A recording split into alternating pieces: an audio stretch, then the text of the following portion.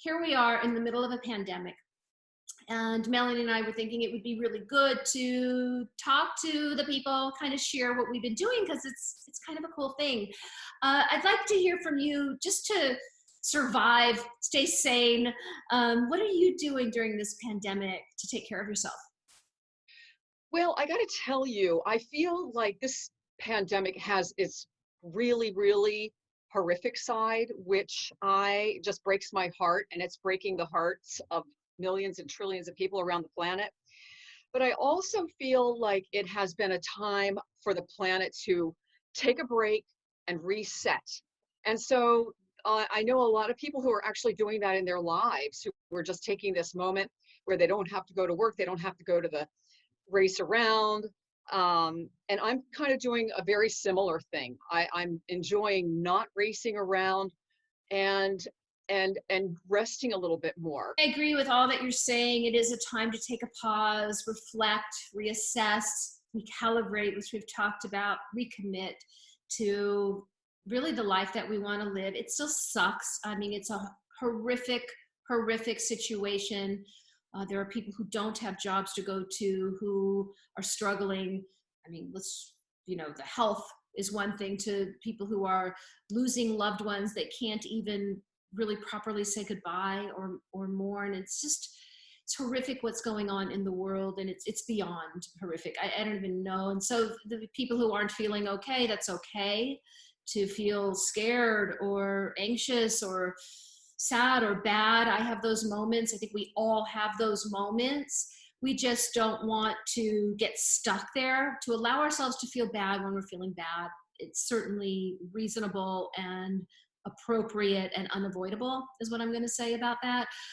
But also to go to the other side of it and say, okay, how can we give this meaning? Like I always say, I don't think everything happens for a reason, but we can give things that happen, bad things that happen, meaning. And so, in our own personal life, in the world, there's a lot of compassion being shown. People are connecting in ways that they haven't connected, sort of ironically, because we can't be together. But I am, for myself and my clients, I am still seeing my clients remotely. So I'm working just like this on a screen, which can be really humbling when you're looking at yourself all day long. Trying not to look at myself, but it's hard. And not wearing hard pants anymore. I love that. I'm not wearing a bra anymore. It's really freeing. So there's some really lovely things about staying at home. But I find that for me, and for kind of what you're saying, and for my clients, having some structure is really important. And exercising. I don't feel so comfortable going out and walking. I've done it a couple of times. I have a gorgeous balcony that I'm able to go out there and get some sunshine. And I do my Peloton. Matter of fact, in April, I worked out every single day. I did something. I did a strength class, a dance class, a spin class. That kept me sane. So I find that's really important. And of course, reaching out. I had a happy hour Zoom last night with a friend. That gets a little old after a while, the Zoom thing, especially if you're on a computer all day. But what we've been doing, and I've been doing with all my friends, which I love, which is Marco Polo. It's a great way to communicate, because you just leave each other, instead of a text or instead of a Zoom call, you just leave each other little videos. You get to put filters on it. You can change your voice, or you can put colors or filters over your face, so it doesn't matter how you look. Oftentimes I'm naked in bed when I do it. Nobody knows. Well, so it's just a fun way to communicate and stay connected without committing to this kind of screen thing, and without having to text. So I really do love that. But one thing that we've been doing, which I want to share with everybody, which I think is such a beautiful thing that is really working. We said to each other at the beginning of this, okay, one, what are we grateful for? That's something we focus on, but also what are we going to accomplish? What can we accomplish in this, 1 month, 2 months, 3 months, whatever it is that we're staying at home. So it's not in vain, and to change our life. Because like I said, when we kind of assess where we're at in our life, in our career, in our relationships, whatever that might be, we can also recalibrate and recommit to doing something differently so the future looks different.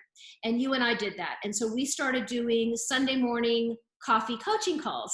So Melanie and I, every morning, we meet pretty early. Could be Every Sunday morning. Yeah, could be 8 Sunday morning. And we have our coffee, our morning coffee, like that. Oh, you probably can't see her right now, but she's drinking her coffee. So we have our coffee together, and we talk about the things that we have accomplished to create this focus and this goal of what we want to have at the end of this. Melanie has written a book. I've created an online store, and we've done some really cool things, and we feel excited about it. And I will tell you, for me, having you, Melanie, to connect with on Sunday morning, it keeps me accountable. Like, oh, do I feel like watching TV, or should I do this thing? Like, oh, I have to do this thing because I can't meet Melanie on Sunday morning and not have any accomplishments on my list. So there's something really powerful about that. And then we bounce ideas off of each other. We challenge each other, we push each other, we inspire each other, and we brainstorm.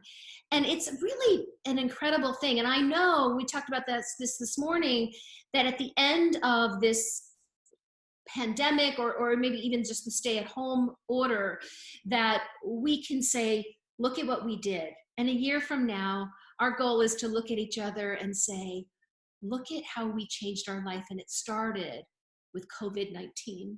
We made some serious commitments and decided to change our life, and look at what we have done.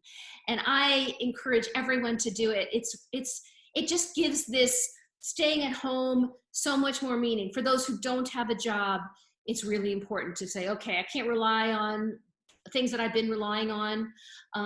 And for those who do but are in a job that they don't like, to be able to change that. I'm fortunate, I love what I do, and I'm able to help people, and I actually like doing the remote sessions. So I am still offering those if anybody's interested. I'm home, so I have time. I'm much more flexible with my sessions. I'm working really all the time if people want it, but I'm also taking time for myself to do things that are important. So that's kind of, I think, what we really wanted to put out there. One, that wherever you're at, allow yourself to be where you're at. There's certainly nothing wrong with that, but also think about the things you're grateful for. Think about your rituals. What are you doing every single day to have something change in your life or become more of who you want to become? And I know you're doing that, like you were saying at the beginning. So what's your experience? What are your thoughts about our coaching coffee Sundays? I love them. First of all, I love you, and I miss seeing you in person. I more than anything, but this is the next best thing. And the thing that's so great about our calls, first of all, it's a time to connect, because I love our call. I love our relationship, our conversations. And, I told you this morning, you inspire me so much because you do push in a great way, because I have my limitations. I have my limiting beliefs, and you seem to have worked through all of your limiting beliefs, and you're Not. well, I tell you, to me you have, but and so for you to really I don't want to say challenge, yeah, you're like pointing them out, and you're giving me really wonderfully inspiring motivation to go over these hurdles so that I can actually go places that I really want to go. And boy, you have been on fire, Lori. When you make a commitment, you really do. And just what you reported this morning about all the accomplishments that you made last week are phenomenal. But I also do want to say, that a lot of people are always also looking at this time to unplug, because our world has been, what we're doing is one approach, which we like. It's working for us, and it might work for a lot of people. But there are a lot of other people who have been on a treadmill. When you think about pre-COVID, how chaotic our life has been. We feel like we have to accomplish, we have to work these many hours to make a living. We have to, you run home and get to the kids before they go to bed. We have to do these things.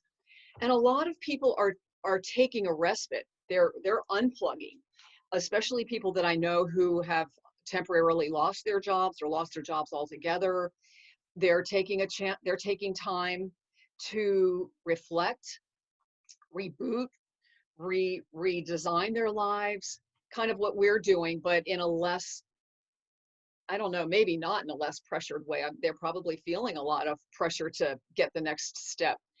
But I heard somebody say, well, things will resume and we'll get back to normal. And then the retort was, but do you really want to get back to normal? Do you really want to go back to that chaos? Do you really want to go back to the nonstop? So, that's just another perspective of life that I'm acknowledging. I'm looking at it because I don't want to. I mean, right now, I'm actually still on the not on the course of accomplishments and the course of getting ahead just because I've been on a course for a long time and I don't want to be derailed. But I'm also acknowledging those people who feel like they've been on a course, they're tired, they want to unplug. I also want to say that this planet Earth is healing in such a big way right now because there's less commuting, there's less consumption, and we really need to acknowledge this because really, from what I'm understanding, this COVID virus is a result of abusing our planet and over you know raping our environment basically and using up all of our natural resources and just abusing our poor mother earth. So once we start to respect earth, maybe these viruses will not be so deadly or prevalent, because I hear that unless we do take advantage, take care of mother earth, that there will be more, which is scary. Which I don't want to maybe. Yeah, a couple things you said that are so important. First, yes, sort of Earth needs a reset, and things are happening, and we need to make some serious changes, which is important. But the other thing you were talking about is ultimately whether it's unplugging or changing your career or whatever you are assessing, right, and reflecting on, it is finding out and getting clarity about what you really want. And for some people, I find some people are doing really well with this. And I find the people who are doing better with this, one, they have structure, even if it's to do nothing in their days, which is important part of our structure as well. They're the people who were living a life that is kind of like you're saying, it was so chaotic. It was do, and it wasn't a happy life. They weren't really aware. They were just sort of on autopilot and doing things that they didn't want to do. And they were just feeling just overwhelmed and exhausted. And those people tend to be doing better. It's like, oh, I think you're one of those people too. It's kind of like, wait a minute, this is nice. This feels good. So it's ultimately looking at your life and getting clarity about what's most important to you. For some people, it's, oh, I have not been happy in my career, and there's something I've always wanted to do that I'm passionate about. I'm going to take some courses. I'm going to do some things. I haven't cooked. I've been relying on restaurants and frozen food, and I want to eat healthy food. So they're learning how to cook. So it's the really reflecting and assessing where you are and looking at where you want to be, and then doing those things differently. So definitely unplugging is a part of that. There's so many aspects. We haven't talked about relationships. I don't want to talk about that today, but maybe we'll talk about that next week in our next video, and how people are doing, whether you're alone or whether you're partnered. There's some challenges around this whole situation. So I would love to talk about that more next week. But this has been lovely. This is a new adventure for us. I put makeup on, which I have not done in months. So that was kind of fun. Still not wearing a bra or hard pants though. I love it. You look gorgeous. I love you. This has been fun. And thank you all for watching our first video. We'll have more. Send us your comments and any requests, any questions that you have. We'd be happy to answer it. I'm Dr. Lori Buckley. I am a psychologist and sex therapist and life coach. And Melanie? And I'm I'm Melanie Hudson. I'm an author. I wrote Sexy, Spirited, and Strong, Becoming a Positive Energy Woman. I'm also a teacher, and I have a new book that's going to be coming out in the next couple of weeks. It's Venus Rising Yoni Yoga. So stay tuned.